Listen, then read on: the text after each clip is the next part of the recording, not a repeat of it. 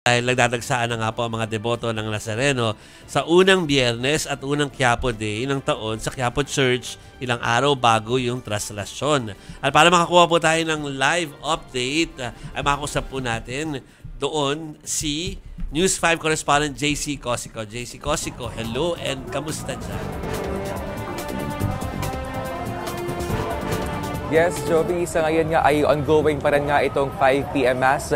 Ito nga yan sa Quiapo Church sa Maynila. As you can see sa aking likod, ay talagang puno na nga ng mga deboto. As of 4 p.m., mabot na nga sa higit 80,000 yung mga deboto nga dito sa paligid ng Quiapo Church. Again, para nga yan doon sa unang araw ng or first Friday Mass at first Quiapo Day nga ng 2024. Kasi yung sistema dito, pag puno na doon sa loob ng simbahan, yung mga devotees ay pinapayagan na nga lamang maka-attend ng misa dito nga sa Plaza Miranda or doon sa labas sa gilid nga ng Quezon Boulevard. Talaga namang marami nga yung mga tao dito.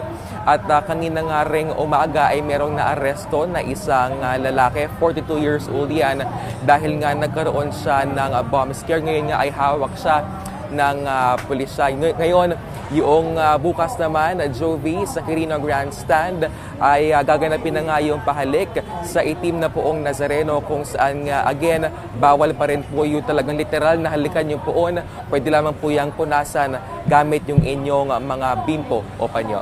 Jovi. JC, remind natin yung mga deboto na pupunta lalo na on Tuesday. Ano yung mga bawal dalhin?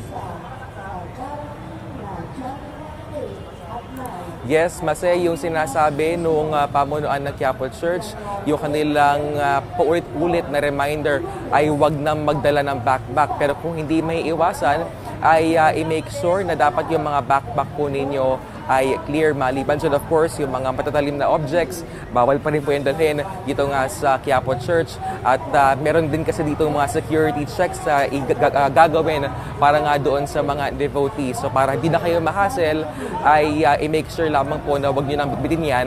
At yung inyong entrance doon sa mga hahabol pa pala, Maricel, no? Kasi 8 p.m. pa yung last mass dito.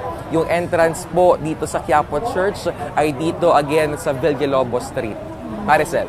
JCC, Chiki, ito, no? Yung pahalik ba, nagbabalik na? Sorry, baka merong tulad ko na nawala ng ilang araw, kakabalik lang dito sa Pilipinas o sa Metro Manila at hindi nila alam. Yes, Chiki, yung pahalik, it will start tomorrow, January 6. Dito nga yan sa Quirino Grandstand right after noong 6 p.m. na Mass for the volunteers.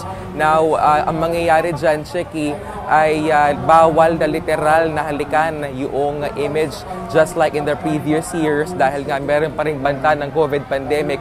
So, ang pwede lamang gawin ng ating mga deboto ay magdala ng inyong mga panyo at mga bimpo. Yun po yung inyong pwedeng ipahid doon sa may paanan ng poon at yun na lamang po yung inyong halikan para rin po yan sa inyong safety. Pero JC, nabanggit mo nga COVID, meron pa rin tayong banta dyan. So paano magiging natin dyan, hakbang natin, dikit-dikit mga tao kung magkakatotoo sinasabi ng PNP na more or less 2 million yung darating dyan. Paano?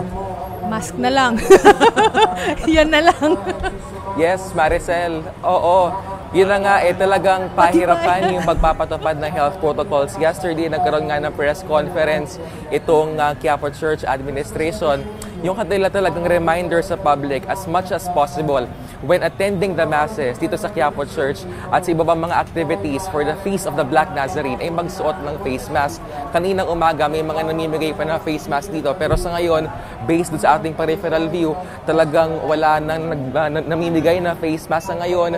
Kaya nga ayun, talagang at your own risk. Pero again, meron naman mga markers dito. Pero still, sa dami nga ng tao, ay hirap pa rin nga ipatupad yung physical distancing. So sa mga magpupunta po rito, ay magdala po kayo ng inyong mga face mask, Maricel. Okay. Thank you, JC, for the update, ha. Check namin ang mga updates mo sa ating full coverage next week dyan sa Quiapo. Thank you. Thank you, JC. Thanks, JC.